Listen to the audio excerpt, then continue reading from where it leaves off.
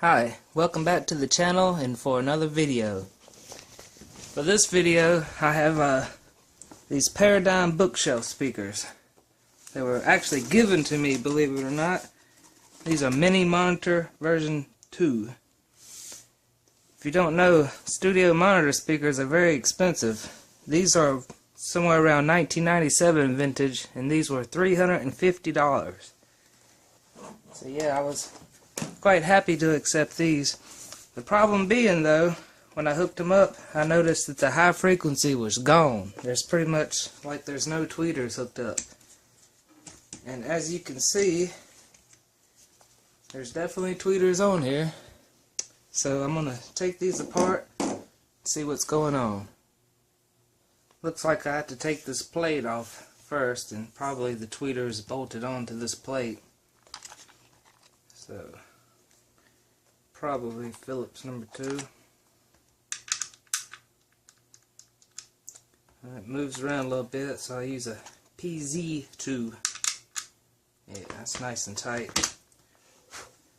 Not sure what the PZ actually means, but while I'm at it, I highly recommend these. It kind of covers up the screw. Anytime you work on speakers, you don't want to poke a hole in the surround. It's no fun. Believe me, I've done it before. Not as recommended for unscrewing, but you never know. Better safe than sorry.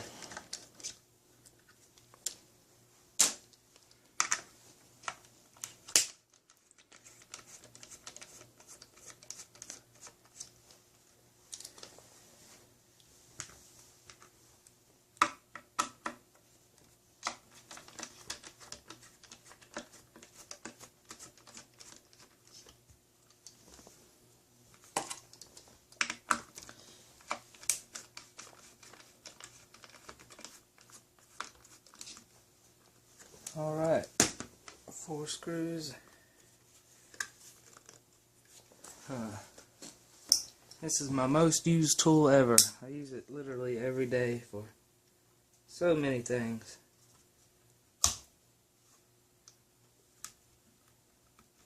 Man, that's in there good.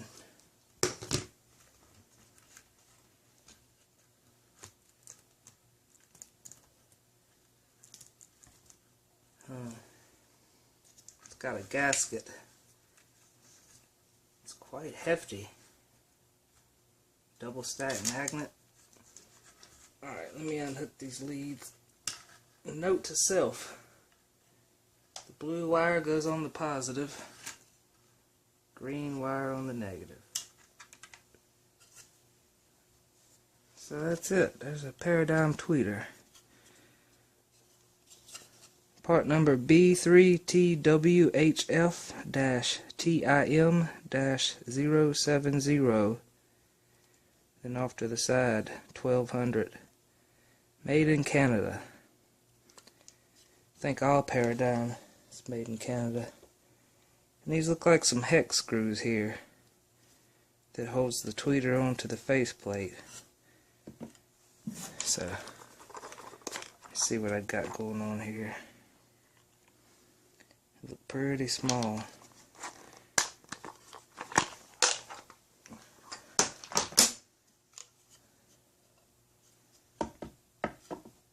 Maybe this one.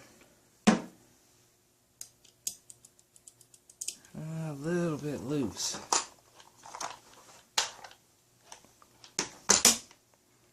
What's the next size up? I have no idea. I'll just try one. Way too big, and that's the smallest one. No, one more smaller.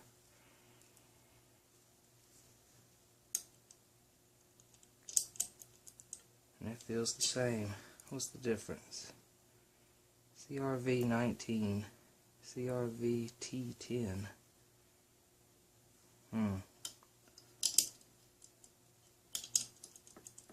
Alright.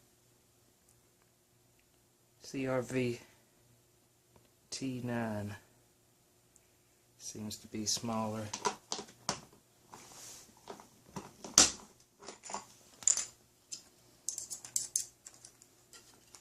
think this will do it.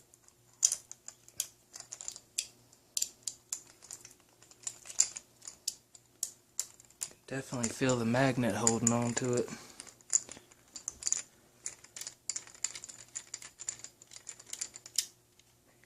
So I think it's all the way unscrewed, but the screws still don't want to come out. It's being held in by the magnet.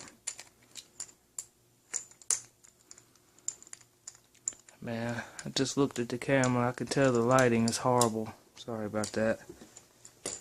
I don't know what I'm doing.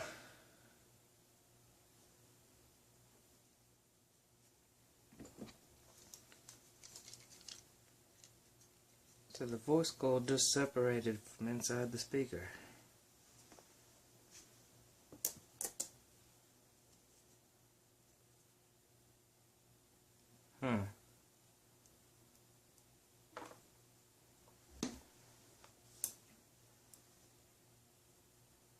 And it's got sticky gunk in the middle of it where the voice coil sits.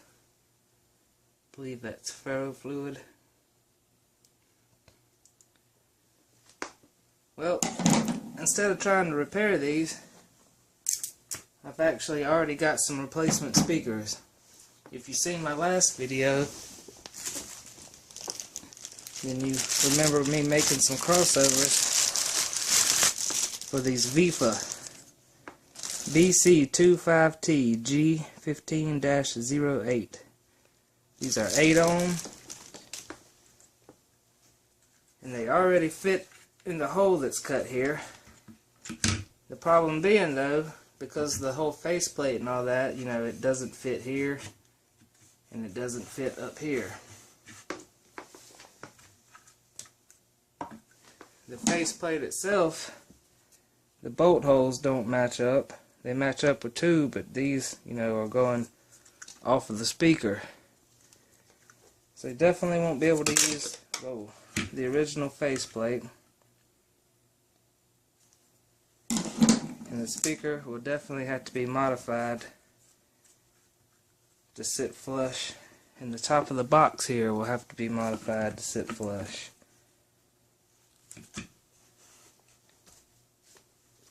And because this gasket's looking pretty rough, probably going to have to find some type of replacement for that too. So let me get a couple tools together real quick and think about this for a minute, see what can be done. I'm going to mark, I just happen to have a blue and a green, same as the color of the cables here. So I'm going to go ahead and mark.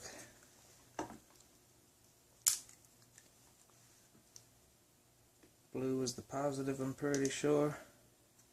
And the speaker has red on the big end, which is normally indicates positive too. Just put a little dot of blue on here.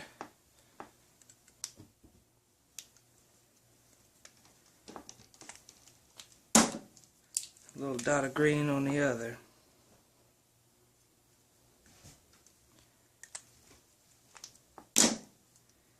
Now these speakers, the reason why I picked these is because I don't exactly know what the crossover in this box, you know, is at for the tweeter. So I wanted to pick one with the widest range of frequency response so I didn't lose any signal. And I did find some tweeters that were mentioned for paradigms, monitor series even, not this exact model on Parts Express, but the problem is they were 6 ohms or 4 ohms. Or if it wasn't that, if they were 8 ohms like the original, then the problem was they was handling 50 watts RMS.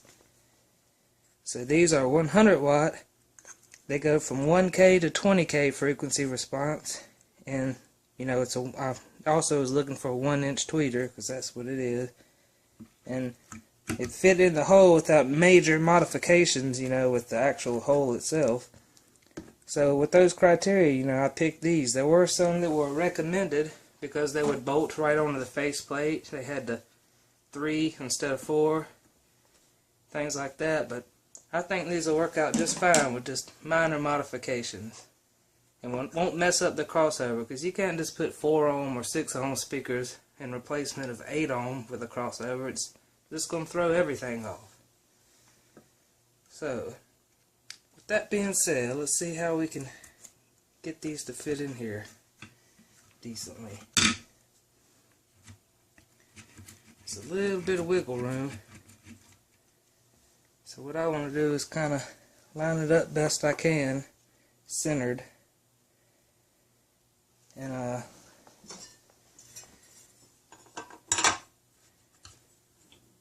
get the screw holes pretty straight. That actually looks good right there. Yeah, that looks good. So the first modification will need to be to make the speaker fit flush. So I'm going to mark where I need to modify the top of the box here, so the speaker will actually drop down into the recess. And let's mark this part of the speaker. I'm not going to be cutting on the actual woofer, but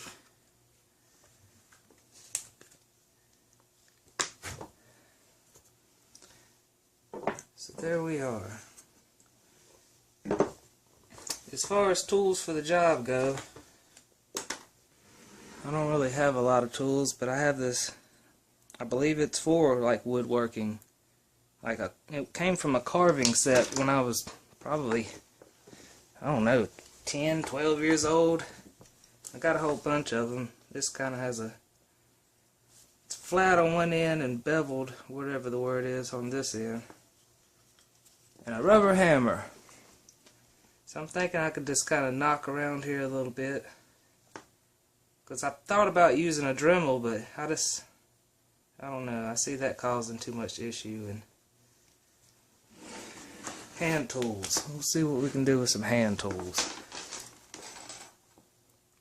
So maybe I'll fast forward through this part of the video, but I don't know. I'm not good at video editing. Oh yeah, that goes through easily. I'll just kind of go all the way around first. Clean it up later.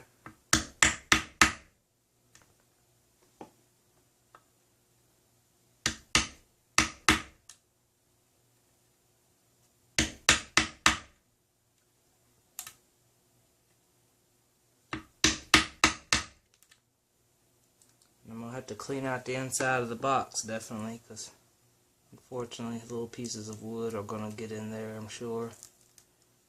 Yep, already have. This isn't MDF, it's like a chipboard, whatever you call the little pieces that are glued together.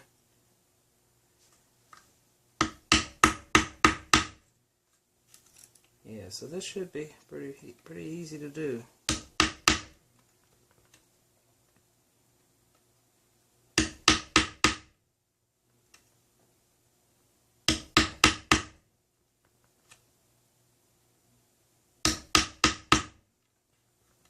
This rubber hammer came from Dollar Tree.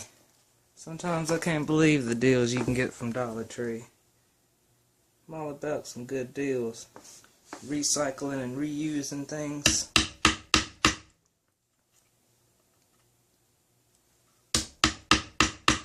There's too much waste going on in the world. Of course, my cat's growling at another cat in the background. My cat absolutely hates the two new ones I got, especially one of them. She kind of tolerates the other cat, but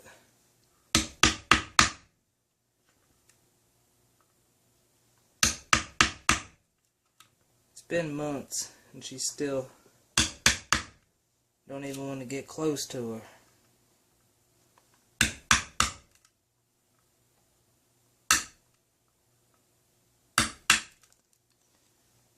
Alright. Well, that was a basic outline. Oh, that was a nice chunk there.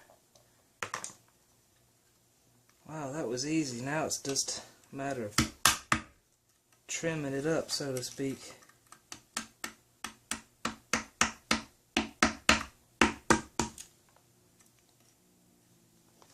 Shut up, kitty. But I don't want to damage this speaker. I probably should have took it out, but I'm already this far along.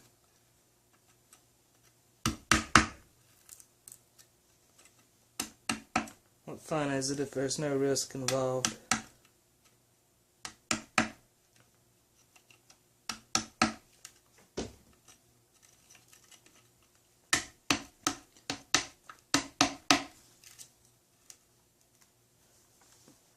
Let's see how to get all this out without getting it inside of it.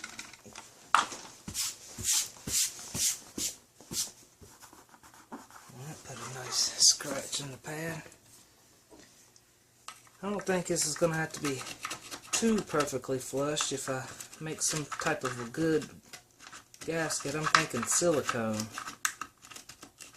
Because this stuff right here is so thin, I don't see it doing much of anything, and the silicone will be an upgrade if anything. I can make it nice and thick.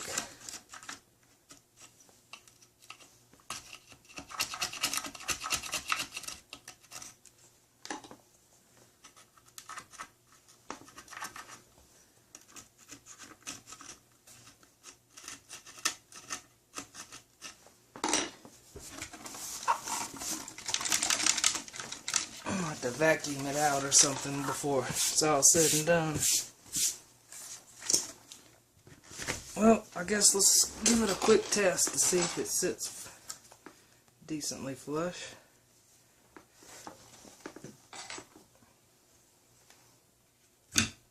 Oh yeah, that is nice already.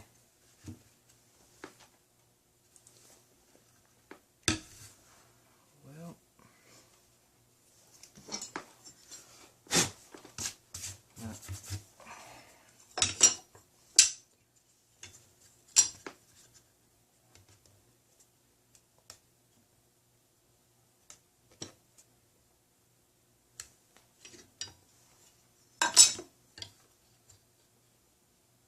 yep, that looks pretty straight.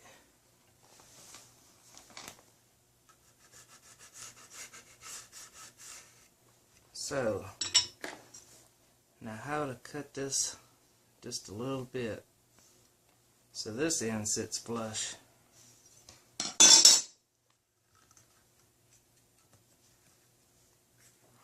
Looks like I'm definitely going to need to take the speaker out after all.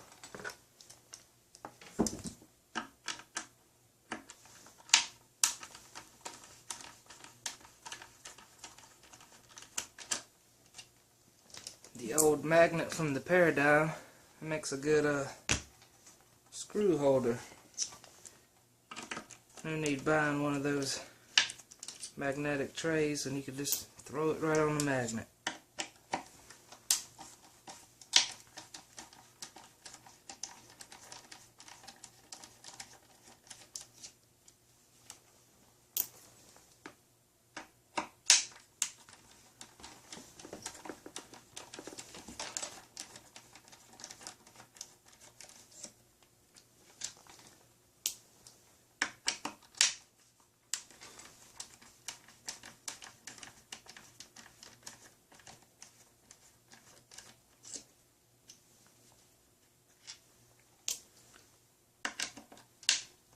So I guess I'm going to have to make a trip to Walmart because I don't have silicone. It's probably the third video I've said now that I need to get some silicone.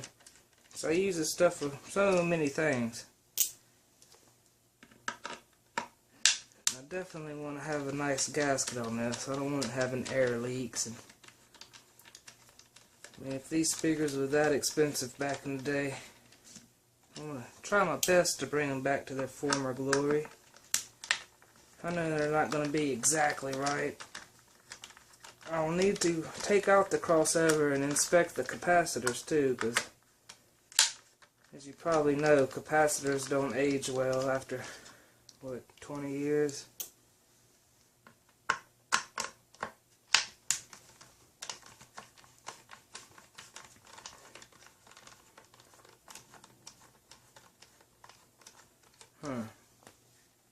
Thinking also these speakers are actually clear. I mean, not glass clear, but I can see right through it. See the positive and negative. Makes me think it would look pretty awesome to have some kind of lights in here. Have it light up with the bass inside of the box and you can see it through the speaker. But I'm getting ahead of myself. I just want to get them working good first. Man, this speaker got some weight to it.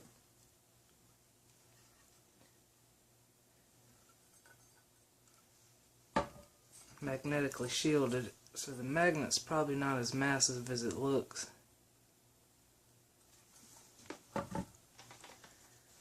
So, back to this.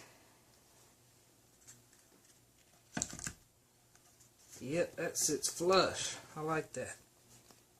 But it's not going to without some modification. Once I have the big speaker back in it.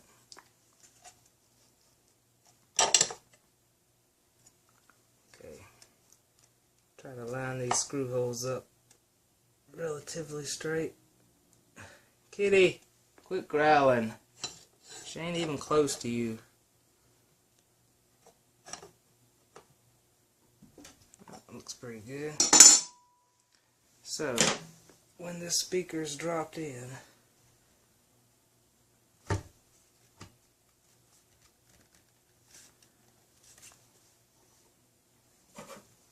this is what's going to need to be modified.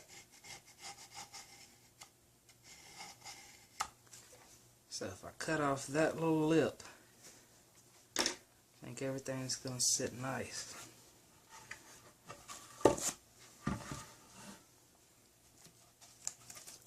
So that's not bad at all. That little bit of speaker modification and that little bit of box modification I did.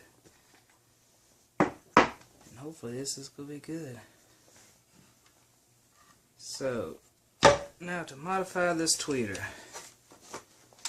I think the proper tool for the job for that would be the Dremel. So safety first. Always wear safety glasses with the Dremel. Alright. So.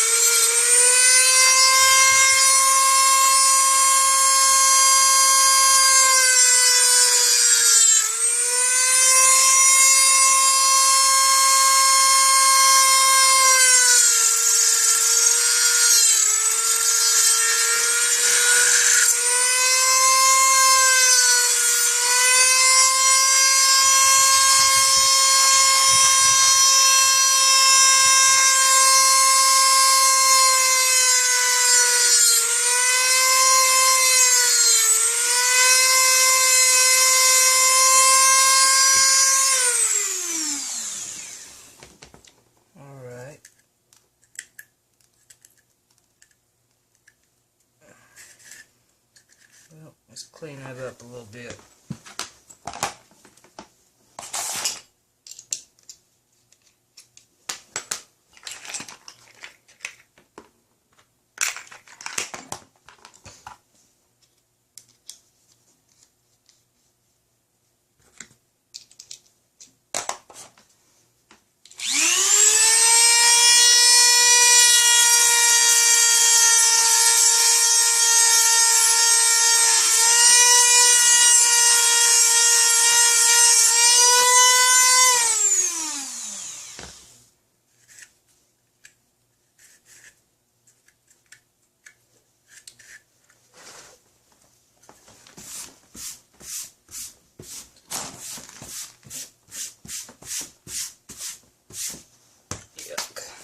Alright, not bad looking.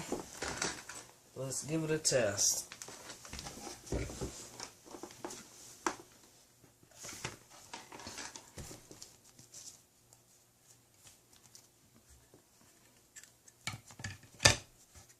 Oh yeah, doesn't move at all. Alright, that actually don't look bad at all.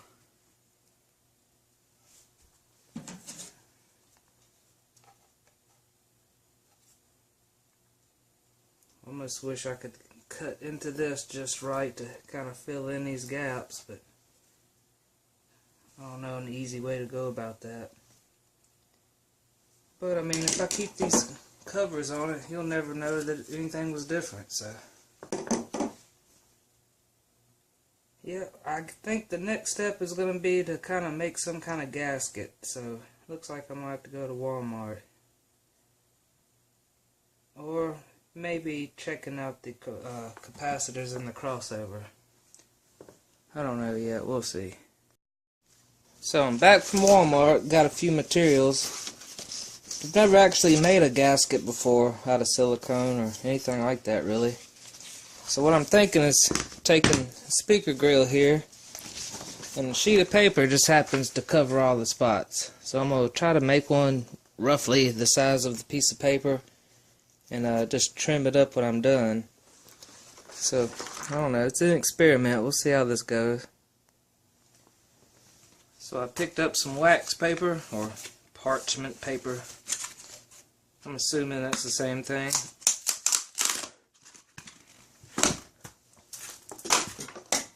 And some silicone number 1. It's the kind that smells like vinegar, so that's not going to be very pleasant.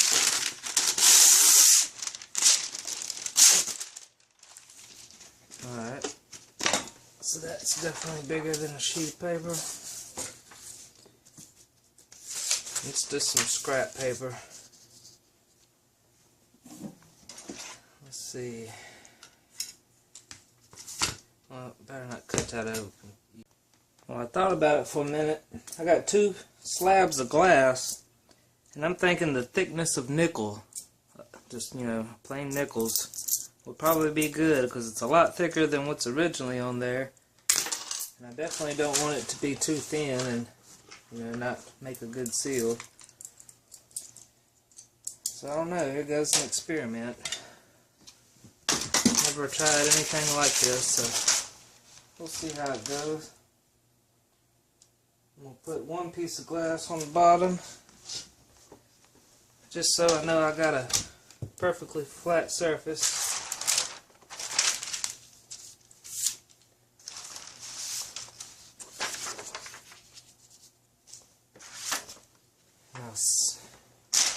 Use the nickels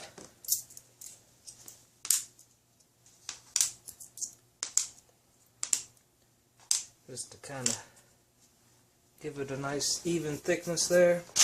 I'm just going to pump a whole lot on this sheet of paper, squish it down, and hopefully that's going to be enough to make it thick enough.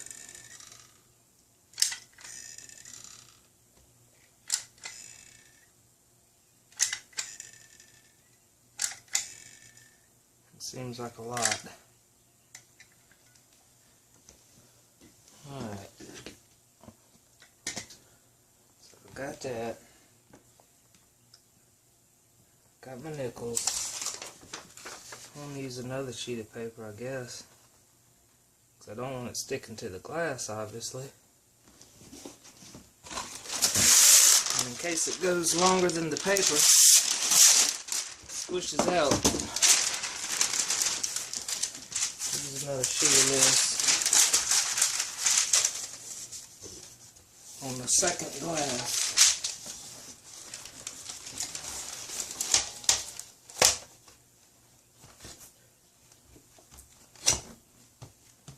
Alright. Did I use enough silicone?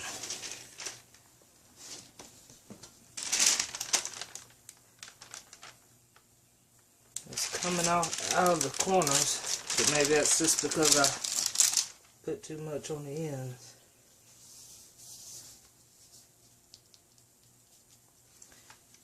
Yeah, I have a feeling I didn't. Kind of felt like a flat spot.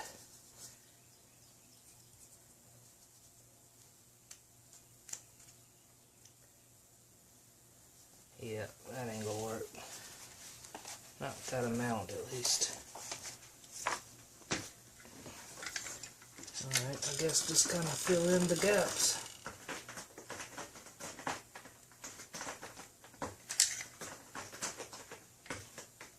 The edges look pretty good.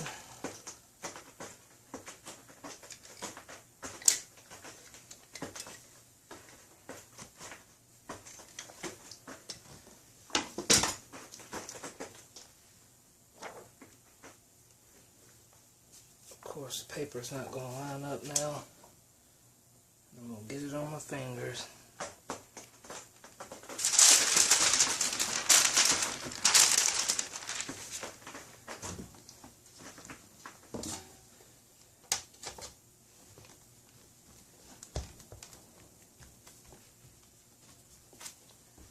Well, I guess there's no way to know if it's going to work to just letting it dry. And I'm going to have to do this all over again for the second speaker.